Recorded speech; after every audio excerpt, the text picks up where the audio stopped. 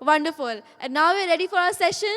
We'll be talking about feelings, finances, and the space in between. Please allow me to welcome Lisa Pallavi Barbora as the author of the book Money and Her. She's a financial coach and personal finance expert with 2 decades of experience across wealth management, asset management, and financial journalism. A certified financial coach practitioner trained with Wise Monkey Financial Coaching UK, she helps individuals transform money stress into confidence and clarity through one-on-one sessions, group programs, and workshops. Her recent book, Money and Her, spotlights extraordinary series, stories of real women, blending practical tools with inspiration to encourage financial ownership and awareness. Lisa has conducted financial education sessions like this one for organizations like FICCIFLO, Dwara, Thomas Cook, Paytm Money, and One Finance, and regularly contributes to platforms like Money Control. Through her platform, Lisa continues her mission to simplify finance, promote financial well-being, and help individuals align their money with what truly matters. Please welcome her on the stage with a huge round of applause, Lisa Pallavi Barbora.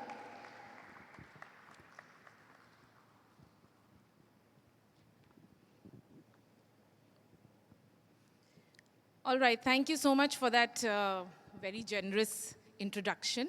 And thank you, Chintan, for having this event, all the volunteers who have done so much to bring this together so seamlessly. Now, I have to say that whenever I meet Mr. Anil Gilani, I always learn so much from him. And today I have learned to keep an alarm when I'm talking and be conservative about time. So that's what I'm going to do. I'm going to copy you, and I've kept my alarm. I hope it will ring. All right, so while this session is for me to do most of the talking, which I will do, I do like to get some perspective from the people I'm talking to, which means that some of you will have to just respond to me, very simple yeses and nos, just for us to get started. As she said, this is a session on emotions and money. And Rohan was speaking earlier. I don't see him here, but okay, I'll wait for him to come back and then I'll get into that. Okay, so as I was saying, folks, we are just going to begin with something very small and simple. I have these cards in my hand. Everyone sees these cards in my hand. There are 9 cards, okay? And I'm going to ask you, there's a question on each card, and I'm just going to ask you that question.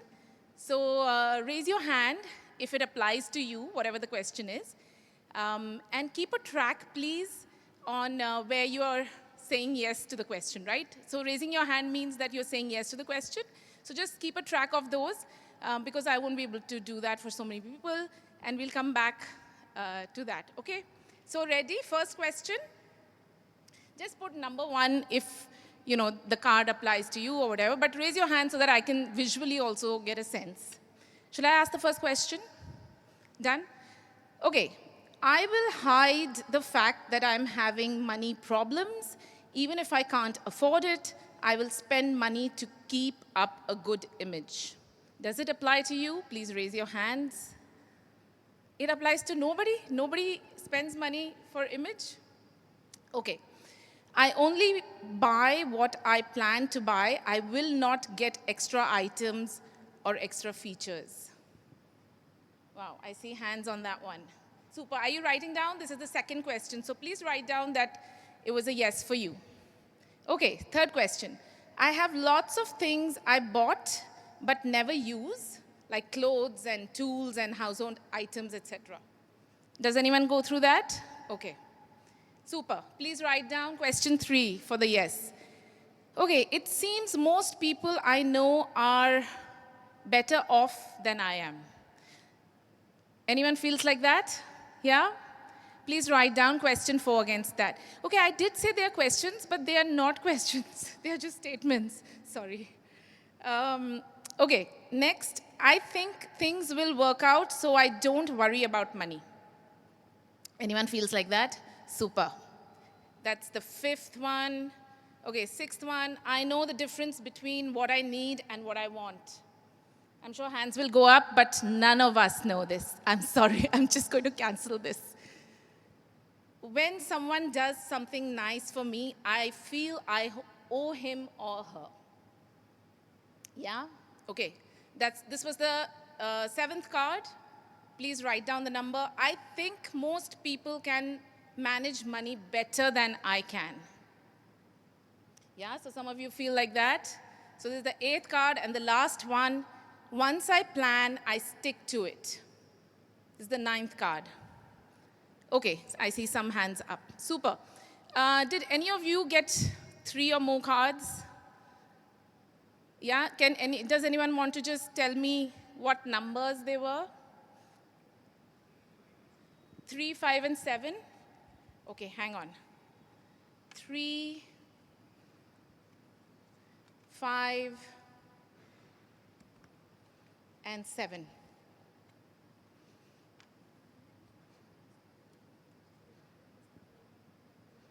Okay, I'm done with this part, so then I'll, okay, so here you have it. This is what your cards reflect. If you said a yes to 3, 5, and 7, you're probably spontaneous with money. The second one is similar, it's carefree. And the third one is status, that for you, money means a little bit of status. I'll come to, we can't, of course, these are not my cards. This is a whole deck called Money Habitudes. And it takes about half an hour to sit with one person and go through this. I just want one more person, if you can share, 3 cards, if you got 3 yeses. Yes, please. 3, 5, 7 is here. And 9, planning. So these are all your, parts of your money personality, okay? You also have a lot of spontaneity and kind of carefreeness, but there is some element of planning coming in. When I say it like this, it does seem like I want a planning card, right? I don't want this status and the carefree card. Planning sounds good when it comes to money. These cards are not here to show you what's good or bad when it comes to money. They are to show you that there is always your personal self, your unique identity that defines what you do with your money. If you are more of a planner, that's how you'll approach it. If you are more carefree, that's how you'll approach it. Nothing right or wrong about it. But it means that we all approach money differently, right? And why does that happen? Sorry, I'm missing your name, but why is Gaurav more inclined to be spontaneous with his money and someone else more into planning around their money? It happens because of deep-seated beliefs, which drive our emotions, which in turn drive our behavior. And it results in a money action, right? Which is our life's reality. Why else would more than half of the individual retail loans outstanding from banks today be around housing loans? Because those are the largest, that's like the largest debt that an individual will take in their lifetime, right? And if you're taking a loan at 8.5% for 20 years, you're paying the bank, and it's a 90% value loan, you're paying the bank almost what, or more than what the value of your loan is. So it's really not numbers which is making you do this. And as I said, 50% of individual loans today are housing loans, large size loans. It's not the numbers that are making you do it. It is the emotion. And the emotions come from the beliefs. Okay.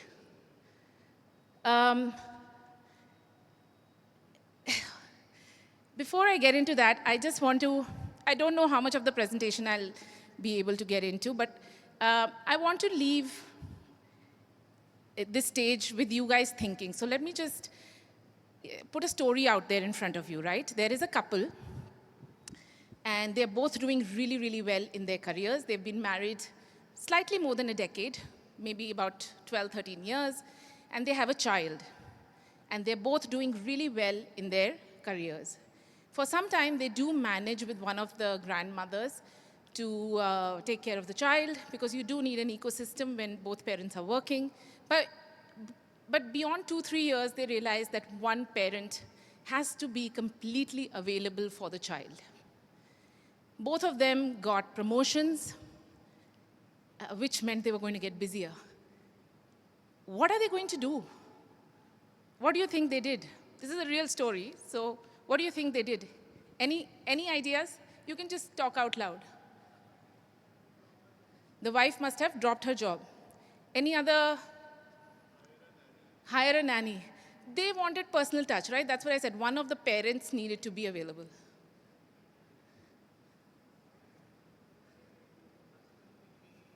You can't talk, Partha, okay? Yes. So, okay, so different strokes for different folks, right? What really happened, they sat down and they spoke for an entire night into early morning hours, discussed every financial detail, and decided that the spouse who had a government job would take the break. It was not a break, actually. It was, resignation, really. You had to move out of the job. And he was an up-and-coming naval commander. He had hundreds of men under him. He had commanded ships. He was on his way up. He decided to take a pause. Where is this decision-making coming from? Of course, the communication is great. Where is it coming from? His wife grew up in a family where her mother was working, and she always saw that there is a benefit to this. She wanted to own her salon trips. She didn't want permission for them. And he also had, oh God, I'm up with my 12 minutes. So this is a bad idea, by the way, Anil.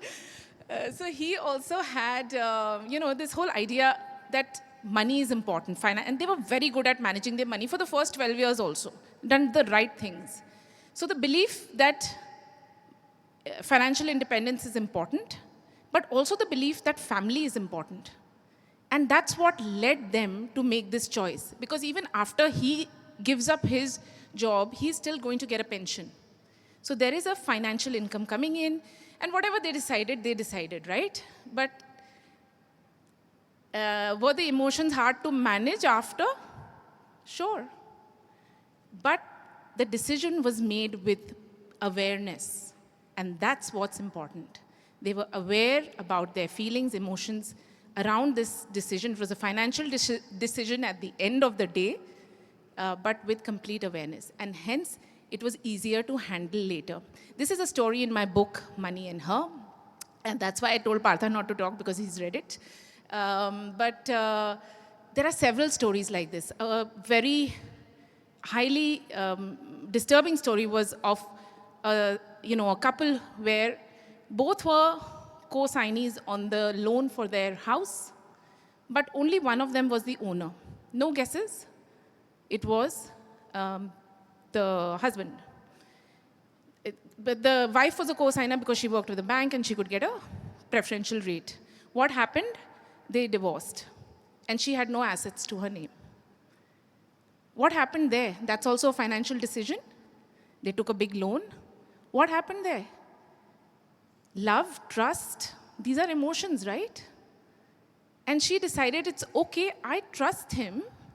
The asset is not in my name. It doesn't matter. He's going to take care of me. So when they divorced, what do you think happened? Did she get a share in that? She was still paying EMIs, right? Yeah, that's what happens when we take money decisions with our emotions, and all of us do it, all of us. I'm going to skip a few things. These are all the emotions, really. any emotion you feel, you can feel it around money. Trust, betrayal, pride, joy, and all our decision making comes from that. So imagine, oh, I have a remote, sorry. Imagine you're feeling happy. I published my book, very happy. What do? I go and celebrate, I spend money. So our actions are defined by the emotions we feel, but it also happens the other way around. I'm just going very quickly on some of this stuff. Um, where does shame come in? If we earn too little or too much, according to what our belief tells us. It's not a factual thing whether you're earning too much or too little. It's what your belief is telling you. Sometimes shame comes from that because you don't want to show up in front of your friend's house in your big luxury car because you feel ashamed. You have moved up, your friend hasn't, and that shame stops us from really enjoying the money we have earned. Or if you earn too little and you don't want to show up in front of your friend's house in your small car. And that shame leads us into debt because you want a bigger car. So all of this happens. Okay, very quickly, I'll just go through this one as well. So there are many money mindsets, and Dr. Brad Clons has copyrighted this one thing, and he and Dr. Rick Kaler, who's a fantastic financial therapist, speak about these 4: money avoidance, worship, status, vigilance. So money avoidance really is that scarcity mindset which sets that, no amount of money is ever enough. And if we keep feeling like that, we will never be able to save and never be able to grow our money. Because the whole thought is that, it's never going to be enough anyway. Why don't I just live my best life today? And money vigilance, though, seems the opposite of that, that's a good thing, right? That you're being mindful about your money, vigilant about your money. But I've seen many money vigilant people who are also anxious. A coaching client of mine, she was very good with her money, planned and did everything, had enough saved up, but never enjoyed her money because she was always anxious, always vigilant. And it took a few sessions till she realized where that anxiety was coming from. And no guesses here. It comes from deep-seated beliefs which we pick up in our childhood, and we learn to live with those. Bias and finance. This is what, who was talking about? The gray rhinos, right? Anil was talking about the gray rhinos. These are the biases, right? We know it, and we yet move towards it. Herd mentality. This works a lot in your investment decisions, etc. We know it, and we know that it's something that can harm us, but we are unable to stop ourselves from moving towards it. This is very important I'll just talk very quickly about my own self-limiting belief, which I'm going to take a minute and then just one last slide. But my own self-limiting belief was that anything can happen, and tomorrow we can lose all our money. So my husband and I, we take all joint calls, right? So every time like a big bonus would come or something, we have to decide what to do with it. And my thing was, let's just put it in the emergency fund, increase the emergency fund. And his thing is, no, why?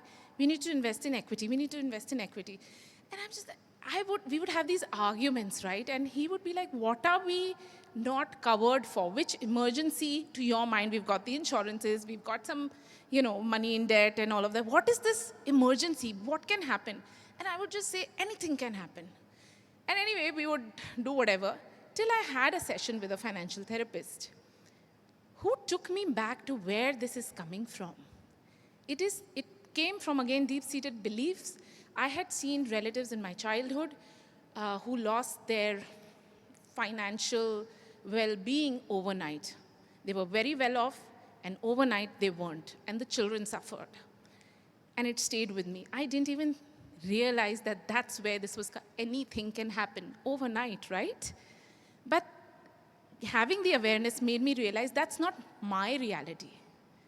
I have done a lot to make sure that if anything happens, we are covered, we have a cushion. And slowly I started coming around to, okay, you know what? We can take more equity risk. And slowly our conversations changed.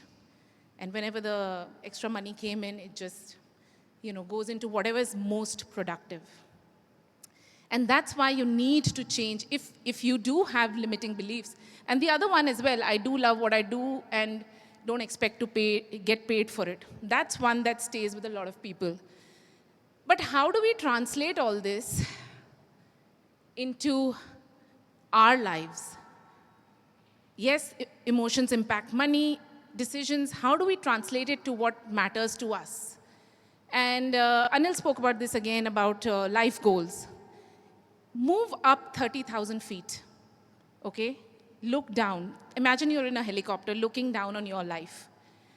What are the different paths you'll see in your life? Our health, our finances, our relationships, all of that, right?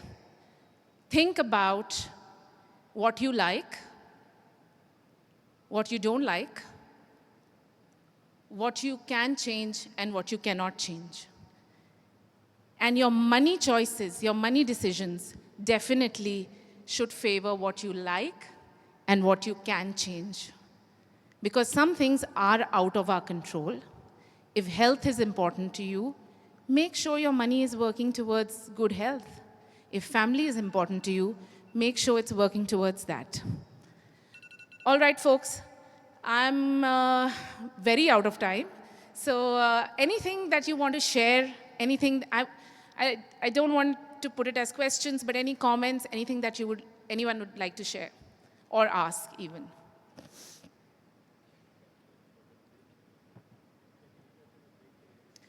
Okay. Okay, so we'll leave it for the networking break, and I would love to hear your thoughts on money and emotion. Thank you, everyone. Thank you.